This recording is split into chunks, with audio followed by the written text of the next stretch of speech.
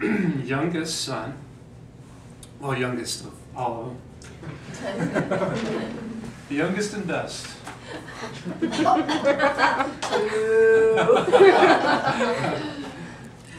And I have some memories of mom and dad too. Maybe I'll give you a couple. I also wrote a poem. My dad and mom helped me in my going to college. They helped pay for some of my college. So this is some of my mom and dad's hard-earned money. Put the word I had a minor in English, so you can be proud of that. Huh? So I wrote this poem. But before I'll read it, though, a couple of memories that I wanted to share was I remember my dad always had me on Sunday afternoons. He'd fall asleep in his lounge chair, and he'd kick it up and he'd put the heat on in the back. As a little kid, I remember he'd always have me climb up and read the funnies with him until he fell asleep. And I used to even remember some of the ones he liked were Beetle Bailey, and at least I remember that one anyway. But do you remember any others? Beetle Bailey, but yeah, that's Dagwood. That's another one. Yeah. I always felt loved. I always knew my dad loved me, and whenever he would take naps, which he took a lot of naps, which must be inherited because I love naps too. He would take naps on the carpet. He'd just go, instead of using the couch, he'd just go lay on the carpet, and I'd go take a nap with him every time. And not too long ago, maybe a month ago, I got to take another nap with him on the carpet again. I was over for lunch, and he went to go take a nap, and we both had a nap on the carpet. One of my memories about my dad growing up too is he always wanted to instill work ethic, and whenever we'd water the garden, it was usually at night. I don't know if Dave mentioned that, but we had our shares at night usually, and we'd go out at midnight with shovels, and you'd have to irrigate. And I remember as a little kid, as soon as I was old enough to go out with Mark and Dave and my dad to irrigate, I always felt like I was grown up.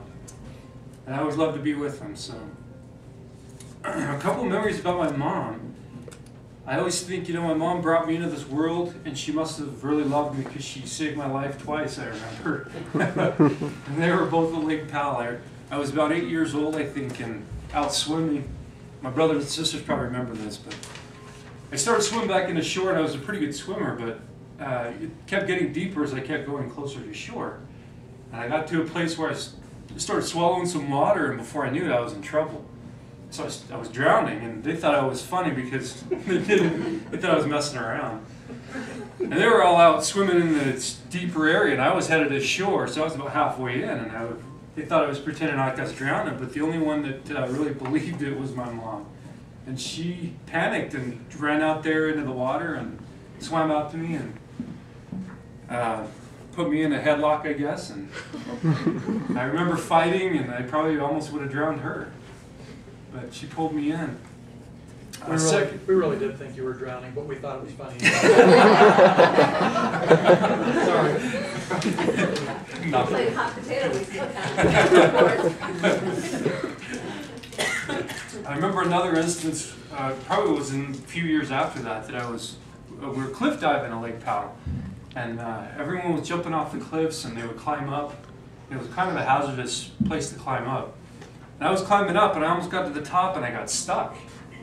I couldn't go up, and I couldn't go down, and I was just stuck there for a bit, and the only one up there was my mom. And I'm like, man, I'm going to fall off of this cliff, and it was a little ways down. And so I called for her help, and she's like, what? What do you want me to do? And I said, I don't know. I'm going to fall, though, if you don't give me a hand or something. And she actually got down and gave me a hand and pulled me up. So that's a couple of memories of my parents. One other memory I always used to sit at the eating bar when she would cook. And I grew up, remember just sitting at the eating bar with her cooking, and I would always get little tidbits that she'd make. And I loved that, I always felt really wanted and loved. But I remember the one time when I don't know what you used to make one with, used to have meatballs. I used to love those meatballs, but they weren't cooked. And when we went to Germany on that trip, we actually found a shop that served the very thing we used to make, and we were pretty excited about that. I wrote this poem, I titled it Legacy, just because all of you, most of us are here. A lot of us are here anyway, because as a result of those two. And I made it into a bit of a biography, I guess, for both of them. And I'll read this to you. The first section is my dad, the second my mom, and then on the back is when we came into the picture. So I can't remember what this form is called, but it's some kind of poetry. 1932, the American West. Toddler crawls the cabin floor. Cedar and sagebrush, smoke wafting. Silver mine, rattlesnakes, picks and shovels. Immigrant roots sink deep in Utah. Danish, German, Welsh. Charity drives a covered wagon, parting herds of bison. Strong women bringing Enid her birthright. One mighty change of heart, a mission in Deutschland. Setting the stage, selected. 1938. These are their birth years, by the way. 1938, North Sea, Singleton girl. Love a parent's life. Uncles and aunts fear the dark storm. Moody claims a child shining from the wreckage. Compassionate women carry on the blessing. Faith and charity warm the long walks. Utah man shines bright in song. Preach, Prince of Peace. Diamond posted. Engagement. 1960. 7. Ceiling. Susan, Angela, David, Mark, Daren. Dieters, Miles, Bullocks, Marshall, Stanleys. Games, puzzles. Family home evening, overtime. Childcare, church. Zion's Bullfrog, Caves, Disneyland. Tijuana, Green Station Wagon. Fights, couch prayer. Laughter, weeds, Afghans, piano, makeup, preserves. Service, home teach, bishop, Relief Society president, Leipzig.